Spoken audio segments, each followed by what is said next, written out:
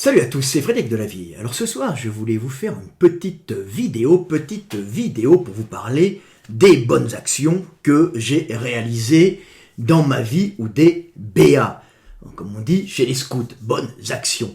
Alors, j'évite en général de m'appesantir sur les bonnes actions que je fais, ça me gêne un peu, comme je ne vais pas m'amuser à montrer quand je donne de l'argent à un clochard ou que je l'invite à manger un kebab, comme ça m'est déjà arrivé.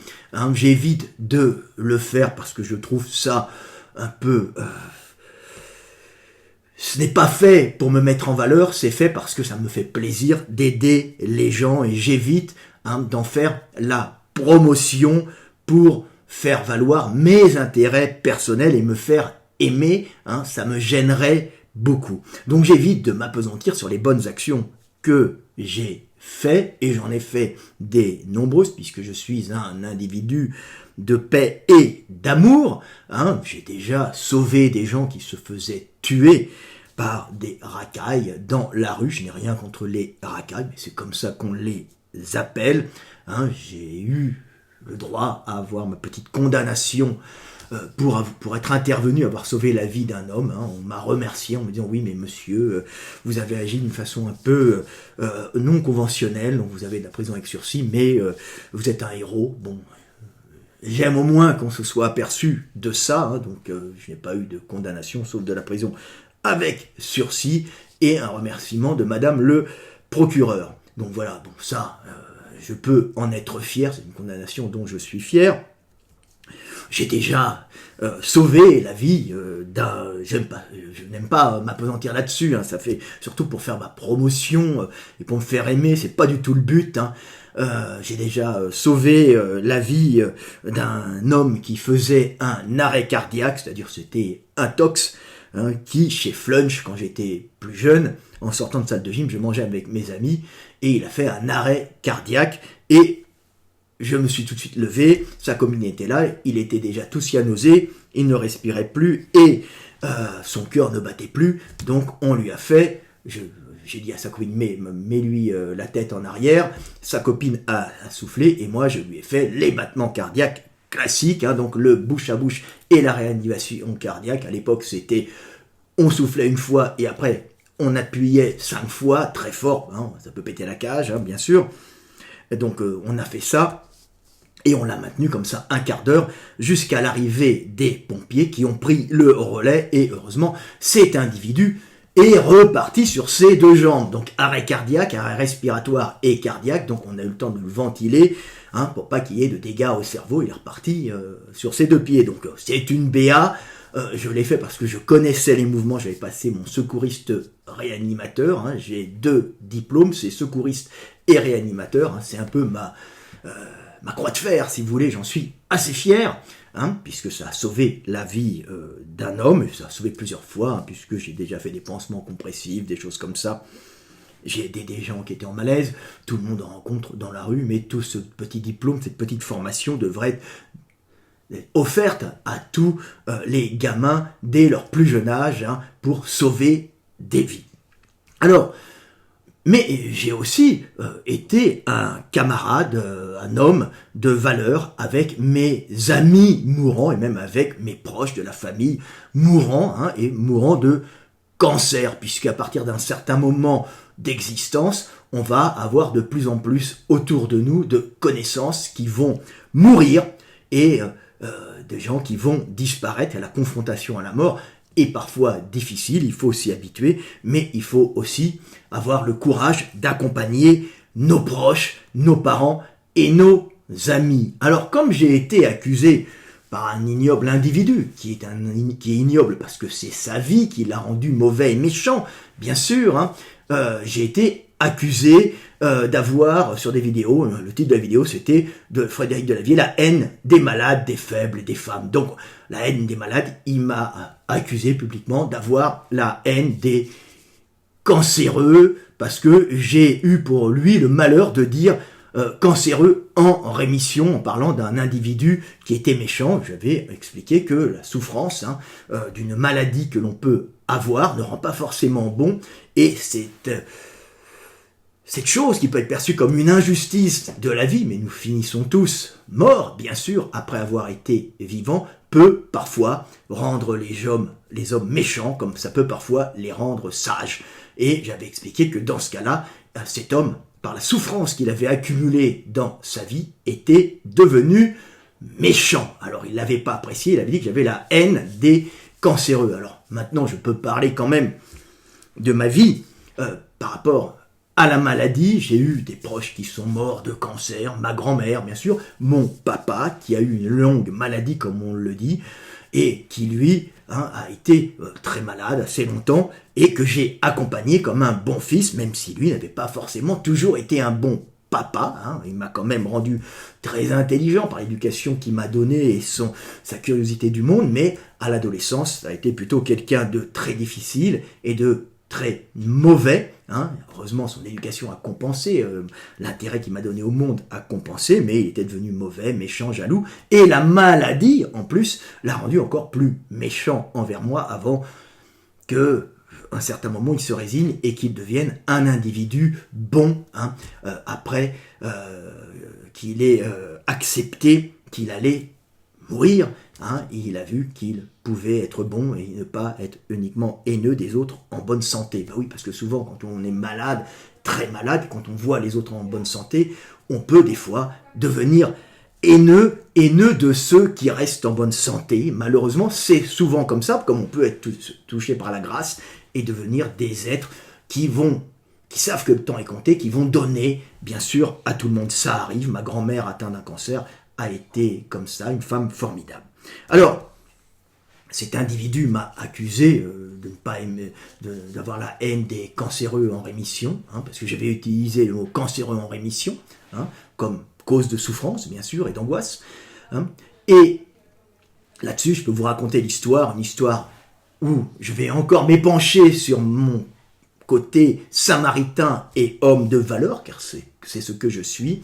Vous connaissez, ceux qui me suivent, mes livres de musculation, et vous connaissez les premiers livres de musculation qu'on a fait, pas les derniers, mais les premiers étaient réalisés avec un photographe qui s'appelait Valérie Vassiliev, et cet ami Valera, qui était d'origine russe, qui était un garçon exceptionnel, gentil, avec qui on aimait travailler, faisait toutes les photos, lui était vraiment photographe, on n'avait pas une aussi bonne technologie numérique que maintenant, il avait des numériques, et lui savait parfaitement les maîtriser, donc on a fait toutes les photos avec ce monsieur qui était un ami, et après, malheureusement, il a été atteint d'un cancer, un cancer des reins, jeune, et puisqu'il est parti, il avait 50 ans, même pas 47, 50 ans. Et ce qu'on a fait, c'est qu'avec mon amie Nadia, que vous avez vu dans le guide du stretching et dans d'autres livres, qui est une danseuse formidable, danseuse des ballets de Moscou, et on s'est groupé avec tous les amis de Valera. Il n'y avait pas que les gens de la muscu, il y avait les gens de la danse et la communauté russe, et on s'est groupés tous pour pouvoir l'aider quand il s'est fait soigner en France dans sa phase terminale où on a tenté l'opération, et l'opération qui ne l'a pas sauvé malheureusement, mais on était tous autour de lui. Je suis souvent allé à l'hôpital car c'est un homme de valeur, je suis allé le voir, le réconforter. Nadia a été formidable et on s'est tous groupés pour pouvoir lui donner un peu d'argent pour pouvoir vivre en France. Gundil a participé aussi, donc Gundil est un homme de valeur aussi. J'ai donné à l'époque 2000 € à peu près. Tout le monde s'est groupé pour pouvoir l'aider, et surtout j'ai hébergé chez moi Valera dans sa phase terminale, dans son état terrible. Donc je lui ai offert l'appartement dans lequel j'étais, le lit, et pour qu'il puisse vivre chez moi et puis qu'il puisse passer ses derniers temps quand il se faisait soigner en France dans l'opération de la dernière chance, qu'il puisse vivre et retourner à l'hôpital et vivre à Paris dans un endroit correct. Donc il était dans un lit chez moi, il était bien, et ça s'appelle aider les malades et aider les cancéreux. Donc je n'ai aucune haine des malades, au contraire, je les aide quand je peux, et dire sur une vidéo que j'ai la haine des malades, des faibles et des femmes, c'est honteux, surtout que ça m'a valu, malheureusement, de nombreux commentaires, c'est pas grave, mais de nombreux messages privés où on m'accusait, on voulait que je meure, donc des messages où les gens me disaient, une quinzaine, j'en ai reçu, pas des centaines, mais une quinzaine, alors des dizaines et des dizaines de messages de haine, mais là-dessus, tu avais une quinzaine de messages où les gens me souhaitaient de mourir dans d'horribles souffrances. Donc quand vous avez quand même des gourous de sectes qui montent des pauvres gens en leur racontant n'importe quoi, en leur faisant des lavages de cerveau, en mentant sur un individu, et que cet individu, moi en l'occurrence, reçoit des messages voulant ma mort, quand vous recevez des messages, j'espère que vous allez mourir d'un cancer dans d'horribles souffrances, vous vous dites que là, on a un peu dépassé les bornes, monté les gens mentant sur moi, et sur ce que je suis et sur ce que je dis, c'est en détournant mes propos et en montant les gens, bien sûr, jusqu'à vouloir que je meure, c'est très grave parce que la probabilité ensuite que des gens veulent vraiment ma mort, là ils me souhaitaient de mourir, mais après l'étape suivante c'est on vous souhaite de mourir par dizaines, ensuite on veut parfois votre mort et vous pouvez avoir un maboule qui vous rencontre et veut vous tuer, ce qui est problématique, vous augmentez les probabilités d'avoir un maboule voulant vous agresser à qui on a lavé le cerveau. Voilà. Alors, le petit texte que j'avais écrit était un texte d'une grande sagesse que je vais vous lire, qui m'a valu d'être accusé de ne pas aimer les malades, d'avoir la haine des malades, alors qu'au contraire, les malades, je les aide, et quand ce sont mes amis et mes proches, je suis toujours près d'eux. Voilà. Alors, le petit texte s'appelle « La secte ». Je vais vous le lire, « La secte ». Les zététiciens ne sont pas la science. Ils ne sont juste qu'une secte de pauvres types. Chaque jour, je reçois des dizaines de messages d'insultes de ces gens-là. Curieux, je regarde souvent leur profil. C'est la cour des miracles, des cassos, des ados boutonneux, des déclassés sans enfants et avec des situations sociales déplorables. Haïr les autres et se moquer de tous et se moquer, c'est tout ce qui leur reste pour oublier qu'ils sont médiocres et qu'ils n'ont pas d'avenir. Alors ils se rassurent en rêvant qu'ils sont la science, qu'ils sont là pour rétablir la vérité en doutant, en critiquant et en se moquant. Mais ils ne sont que des petits pions instrumentalisés par un gourou malveillant, par un cancéreux en rémission. Ce n'est pas une insulte, c'est ce qu'il a, et c'est ce qu'il est d'ailleurs, et heureusement qu'il est encore en vie, mais c'est un cancéreux en rémission, et comme je vous l'ai expliqué, la souffrance peut rendre méchant, par un ancien gamin bégayant. Et oui, c'est ce qu'il a expliqué, efféminé, oui, la façon dont il lit mes textes pour se moquer de moi en prenant une attitude efféminée, fait que, oui, effectivement, c'est un ancien gamin bégayant, il est efféminé, et souffre-douleur de ses camarades de classe, c'est ce qu'il a été, c'est ce qu'il a dit dans ses interviews, et j'ai mis, donc, souffre-douleur de ses camarades de classe, qui en veut au monde entier de la souffrance qu'il a subie, et qui cherche à le détruire par vengeance, pour ne pas avoir été celui qu'il rêvait d'être. J'explique tout simplement que c'est parce qu'il a été très malade, donc un cancéreux, mais il ne l'est plus, heureusement, que c'est un gamin qui a souffert à l'école, qui a été le souffre-douleur de ses camarades, et qu'il en veut par toute cette souffrance au monde entier. C'est classique que la souffrance puisse rendre méchants les hommes.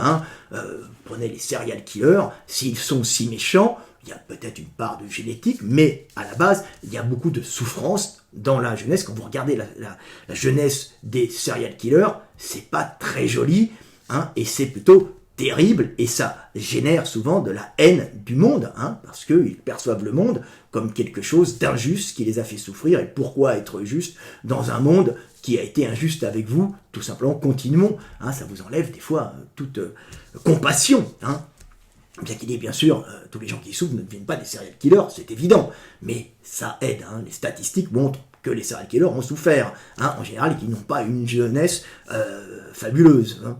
Pareil pour les gamins, pareil pour les violeurs, ou les violeurs d'enfants, ou les gens qui battent leurs enfants ou leurs femmes, on peut retrouver dans leurs chemins familiaux, souvent, de la souffrance, du viol, ou des coups qu'ils vont rééditer dans leur vie d'adulte. Ils vont passer de victimes à bourreaux. C'est classique. Alors, tous les gens qui souffrent ne deviennent pas l'équivalent des bourreaux qui les ont fait souffrir, heureusement, mais statistiquement, il y a plus de chances de le devenir, et c'est classique. Donc voilà. Alors je continue le texte. Voilà, vengeance qui en veut au monde entier de toute la souffrance qu'il a subie et qui cherche à le détruire par vengeance pour ne pas avoir été celui qu'il rêvait d'être. Et même si 10 000 zététiciens se mettent à hurler que la morphologie n'a pas d'influence sur les risques de blessure, c'est ce qui m'opposait à eux, et que le soulevé de terre lourd, d'oron et sans danger, ça ne changera rien à la réalité. La morphologie continuera à avoir une influence sur les risques de blessure, ce qui est évident, et le soulevé de terre lourd, d'oron restera une pratique très dangereuse. Ils ne sont rien, ils disparaîtront sans avoir apporté au monde, et nous les oublierons. Bien sûr, on va les oublier, ils ne sont que haine, critique du monde, diffamation, c'est uniquement, ils vivent là-dessus, c'est ce qui les unit, cracher sur les autres, ça leur permet d'oublier un instant qu'ils sont mauvais, mais voilà, c'était le petit texte que j'avais écrit, qui n'avait rien à voir avec avoir la haine des cancéreux. Donc on m'a accusé d'avoir la haine des cancéreux, je disais simplement que être un cancéreux peut rendre méchants les gens, comme être malade peut rendre méchants les gens, mais aussi peut les rendre très bons, en relativisant sur la vie et en comprenant que nous ne sommes que de passage, donc il est temps de faire le bien. On trouve les deux, bien sûr, c'est une leçon de philosophie que je vous fais, ne pas croire que la souffrance va rendre bon, elle peut rendre méchant, et que la maladie peut rendre bon, elle peut rendre méchant, mais elle peut aussi élever les hommes. On connaît bien les hommes qui n'ont plus tellement de temps à vivre, et qui vont, à ce moment-là, essayer de tout faire pour rendre le monde meilleur, aider leurs proches et leurs amis, c'est le thème de nombreux films, bien sûr, il y a les deux cas, c'est vrai que la souffrance peut vraiment transformer les gens, la maladie et la souffrance, en mauvais garçons, ou mauvaises femmes, en mauvais individus, ça arrive, c'est assez fréquent, puisque le fait de percevoir le monde, comme quelque chose d'injuste, peut vraiment faire souffrir les gens et leur enlever toute bonté des fois. Donc voilà ce que je voulais dire. Alors le monde n'est ni juste ni injuste, le monde est ce qu'il est, et le monde est fait pour générer la vie, et pour que cette vie perdure, et que les hommes, en définitive, puissent, malgré la souffrance, malgré la maladie et malgré la mort, vivre certains instants de bonheur et d'amour. Et ce qui fait la valeur du monde, c'est l'amour que nous pouvons donner aux autres et aussi recevoir. C'est ça qui donne de la valeur au monde, même si pour connaître l'amour, il faut connaître de l'autre, il faut connaître la solitude, pour connaître la joie, il faut connaître la tristesse, et pour connaître le plaisir, il faut connaître la souffrance. Mais là-dessus, la grande valeur de la vie, c'est d'aimer son prochain et de ne pas haïr et faire une vidéo comme cet individu a fait, et tout simplement une vidéo de haine, car je les avais quelque part débunkés sans le vouloir, puisqu'ils avaient fait de l'anti-science en disant que la morphologie n'avait pas d'influence sur les risques de blessure et qu'il n'y avait aucune preuve, aucune étude scientifique le prouvant, alors qu'il y en avait plein, je leur ai envoyé, puisque la forme des structures, de la forme des structures dépend leur résistance. C'est une base en architecture, c'est une base en mécanique, et c'est une base en architecture et mécanique humaine, bien sûr. Donc ils s'étaient plantés complètement en m'attaquant là-dessus, sur le dos rond aussi. Ils ont eu la honte, puisqu'ils sont censés représenter la science, de devenir des anti-sciences, pour ne pas avouer qu'ils s'étaient trompés. Je suis devenu l'individu à abattre, tout ça parce qu'ils n'ont pas eu le courage d'admettre qu'ils avaient un instant fait une erreur et qu'ils étaient devenus le contraire de ce qu'ils voulaient être, c'est-à-dire l'anti-science au lieu de la science rigoureuse. C'était Fred Delavier, je vous aime et paix sur terre. Voilà, des bonnes actions, j'en ai fait plein, hein, et j'en ferai encore. Hein. J'ai mis l'éveil des consciences. Hein. L'éveil des consciences, vous l'avez gratuitement, hein, pour les indigents et les sans-dents sur ma chaîne YouTube. Vous pouvez l'écouter. Hein. Autrement, vous avez l'éveil des consciences 1 et l'éveil des consciences 2. Mais bien sûr, je ne vous force pas à l'acheter. Et je vous dis, si vous ne voulez pas l'acheter, écoutez-le gratuitement sur ma chaîne YouTube. J'ai fait l'effort de vous le faire à mes frais, lire par un pro de la lecture pour vous éveiller et vous faire aimer le monde et justement vous enlever toute cette haine, hein, générée par votre souffrance, bien sûr, qui rend les gens méchants et par la perception de l'injustice du monde, monde qui n'est ni juste ni injuste, qui est et qui permet d'aimer.